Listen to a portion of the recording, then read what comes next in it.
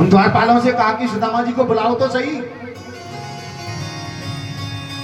लेकिन द्वारपालों ने कहा सुदामा जी यहाँ नहीं है, वो तो द्वारकापुरी गए हैं। द्वारकापुरी? अरे द्वारकापुरी तो मैं ही गया था, लेकिन मेरा पुरी होने का तो कोई मतलब नहीं है। कोई सुदामा नाम के सेठ होंगे, सुबह द्वारकापुरी जाते होंगे, शाम को वापस आ जाते होंगे। और सुदामा जी ने सोचा अब तो इसका एक ही उपाय बचा है कि मैं ही सुदामा हूं या कोई दूसरा सुदामा है। जब सुदामा जी द्वारका गए हैं तो उनकी धर्मपत्नी तो यहां जरूर होगी। द्वारपालों से कहा कि जाओ, आपके सुदामा जी द्वारका गए हैं, कोई बात नहीं, लेकिन उनकी धर्मपत्नी होंगी, उनको बुलाओ।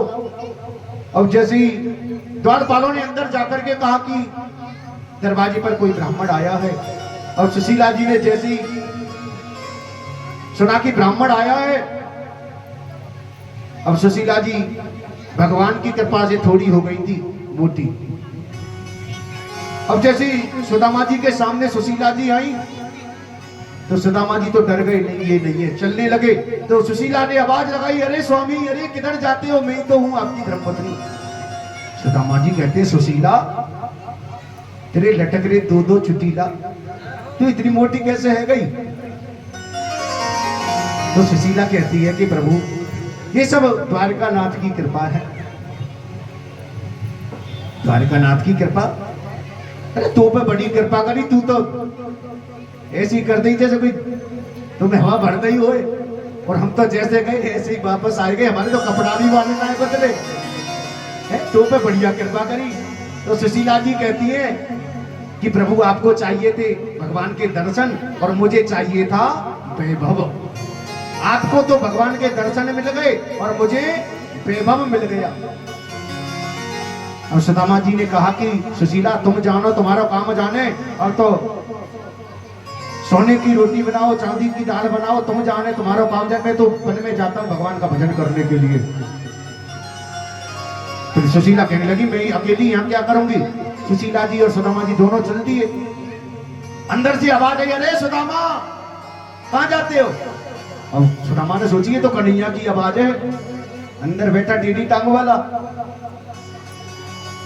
तो द्वारकाधीश ने कहा कि सुदामा जी कहने लगे कि कन्हैया तूने ये सब वैभव मोह गाय को दे दियो, ज्यादा वैभव आ जाए, ज्यादा धन संपत्ति आ जाए तो भगवान के भजन में मन नहीं लगे है। लेकिन भगवान कहते हैं जीव जब इसको मेरा प्रसाद समझ करके ग्रहण करता है, इसे ग्रहण करता है, तो उसे अभिमान कभी नहीं होगा। और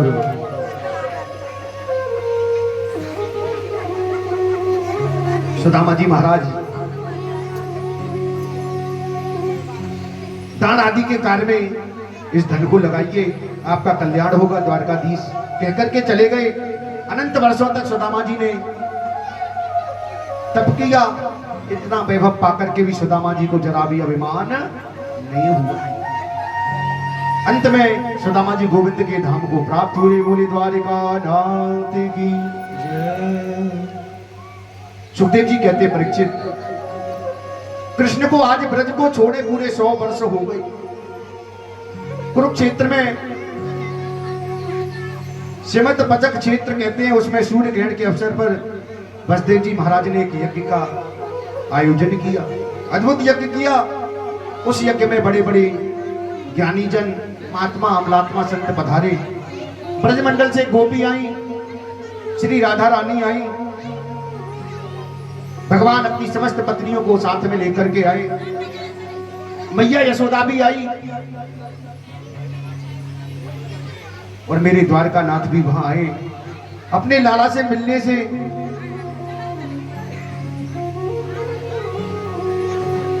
मैया यशोदा भी आई। सभी के अलग अलग तंबू वहां पर लगे हुए हैं यज्ञ में, लेकिन मैया यशोदा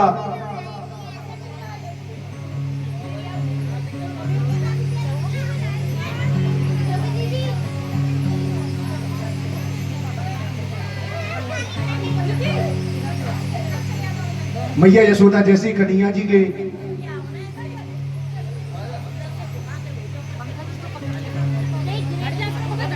द्वारकाधीश शयन कर रहे थे उस समय, और जब कन्हैया के कक्ष के बराबर से, तंबू के बराबर से जैसी मैया यशोदा निकली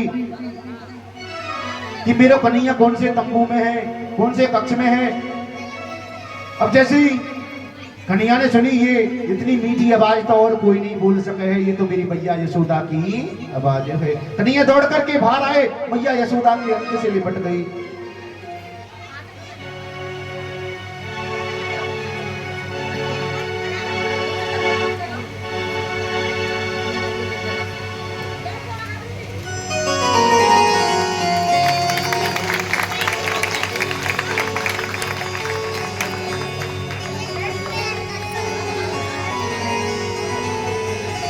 मैया यशोदा लाला को निहार रही है, कृतार्थ कर रही है, और लाला के नाती पोता पत्नियों से सभी से मैया यशोदा मिली।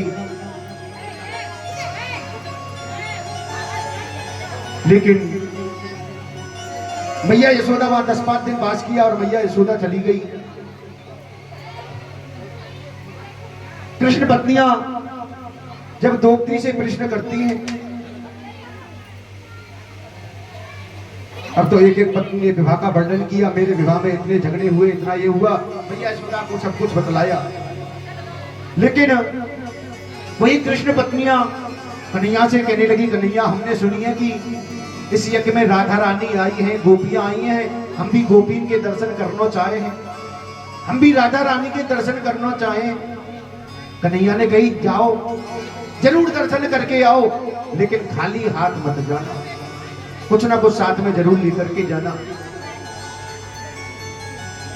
तो कन्हैया की पत्नियों ने क्या किया, एक लोटे में दूध गर्म करके रख लिया और उसको दूध को लेकर के जा रही है। दूध को लेकर के गई, किशोरी श्री राधा के विग्रह को सजावट